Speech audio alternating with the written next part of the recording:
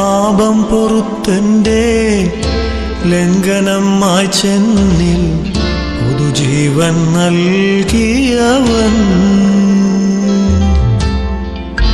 പാപം പൊറുത്തൻ്റെ ലംഘനം മായ്ച്ചെന്നിൽ പുതുജീവൻ നൽകിയവൻ. സന്തോഷത്തോടെ ഞാൻ ആർത്തുഘോഷിച്ചിടും എന്നേശുനായകനേ.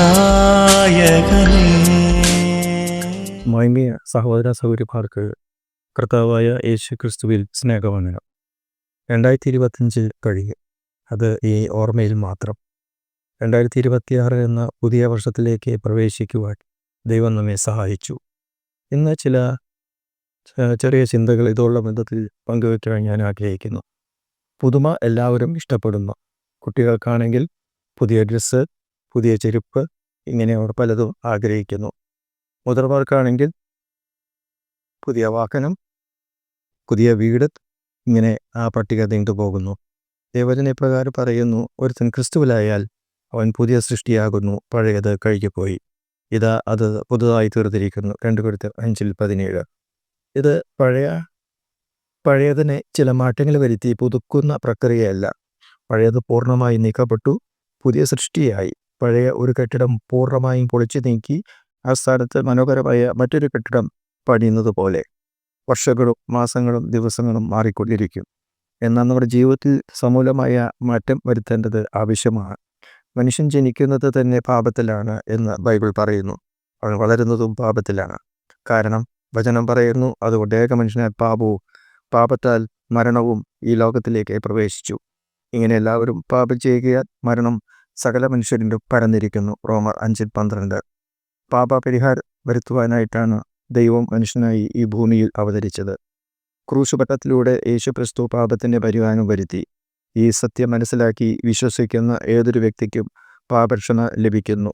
അതായത് യേശുക്രിസ്തുവിനെ പാപപരിഹാരത്തിനായി അഭയം പ്രാപിക്കുവാൻ ആർക്കും കഴിയും. ഇവരെയാണ് ക്രിസ്തുവിലായവർ എന്ന് നേരത്തെ ഉദ്ധരിച്ച വചനത്തിൽ പറഞ്ഞിട്ടുള്ളത്. അങ്ങനെയുള്ളവരുടെ പഴയ സ്വഭാവം പൂർണ്ണമായി മാറുന്നു. എന്തിനും ഏതിനും കോപിച്ച് എതിർത്തിരുന്നവർ ശാന്തശീലരായി മാറുന്നു. മറ്റുള്ളവരോട് മാന്യമായി പെരുമാറുന്നു. മറ്റുള്ളവരെ സഹായിക്കുന്നു. ഇങ്ങനെ ജീവിതം പൂർണ്ണമായും വ്യത്യാസപ്പെടുന്നു. പഴയ ചിന്താഗതി മാറി, പഴയ ലക്ഷ്യം മാറി, പഴയ കൂട്ടുകെട്ടുകൾ മാറി, പഴയ ദുശീലങ്ങൾ മാറി. അങ്ങനെയുള്ളവരെ ബൈബിൾ പരിചയപ്പെടുത്തുന്നത് പുതിയ മനുഷ്യൻ എന്നാണ്. മുമ്പിലത്തെ നടപ്പ് സംബന്ധിച്ച് ചതിമുഖങ്ങളാൽ വഷളായി പോകുന്ന പഴയ മനുഷ്യനെ ഉപേക്ഷിച്ച് നിങ്ങളുടെ ഉള്ളിലെ ആത്മാവ് സംബന്ധമായി പുതുക്കം പ്രാപിച്ച് സത്യത്തിൻ്റെ ഫലമായി നീതിയിലും വിശുദ്ധിയിലും ദൈവാനുരൂപമായി സൃഷ്ടിക്കപ്പെട്ട പുതുമനുഷ്യനെ ധരിച്ചുകൊള്ളുക. എഫേസ്യർ 4:22. അവർ ക്രൂശിൻ്റെ സാക്ഷികളാണ്, ക്രിസ്തുവിൻ്റെ മനസ്സുള്ളവരാണ്. ഇനിയും ചില പ്രായോഗിക നിർദ്ദേശങ്ങൾ വചനത്തിലൂടെ നോക്കാം. ഇപ്പോഴോ നിങ്ങൾ കോപം, ക്രോധം, വായിൽ നിന്ന് വരുന്ന ദൂഷണം, ദുർഭാഷണം ഇവയൊക്കെ വിട്ടുകളവി. അന്യോന്യം കള്ളം പറയരുത്. നിങ്ങൾ പഴയ മനുഷ്യനെ ഉപേക്ഷിച്ചു പുതുക്കം പ്രാപിക്കുന്ന പുതിയ മനുഷ്യനെ ധരിച്ചിരിക്കുന്നുവല്ലോ. കൊലോസ്യർ 3:9-10 വാക്യങ്ങൾ.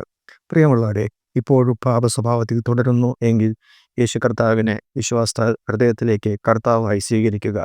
ഒരു പുതിയ ജീവിതത്തിൻ്റെ ഉടമയായി ഈ പുതിയ വർഷത്തിൽ ജീവിക്കുക. ദൈവമക്കളായവർ പുതിയ മനുഷ്യനെ ധരിച്ചിരിക്കുന്നവരാണ് എന്ന ബോധ്യത്തോടെ ജീവിക്കുക. പഴയ സ്വഭാവങ്ങളെ പൂർണ്ണമായും ഉപേക്ഷിക്കുക. ദിവ്യസ്വഭാവത്തോടെ കൂട്ടാളികളായി ജീവിക്കുക. ഈ പുതുവർഷാരംഭത്തിൽ പുതിയ തീരുമാനം ചെയ്ത് ദൈവത്തിൻ്റെ നാളുകൾ ദൈവത്തിനെ കൊള്ളാകുന്നവരായി ജീവിക്കുവാൻ ദൈവം സഹായിക്കട്ടെ. ദൈവനാമം വാഴ്ത്തപ്പെടുമാറാകട്ടെ. God bless you. പൊന്നിനം തന്നെൻ വിലയായി വീണ്ടുകൊള്ളുവാൻ എന്നുമെന്നും ഞാനവൻ്റേതൊന്നു മാത്രം. ദേഹമെൻ ദേഹിയെന്നാത്മാവും, ദേഹമെൻ ദേഹിയെന്നാത്മാവും എന്തുമാറ്റം വന്നു എന്നിൽ. യേശു എന്നുള്ളത്തിൽ വന്ന നാൾ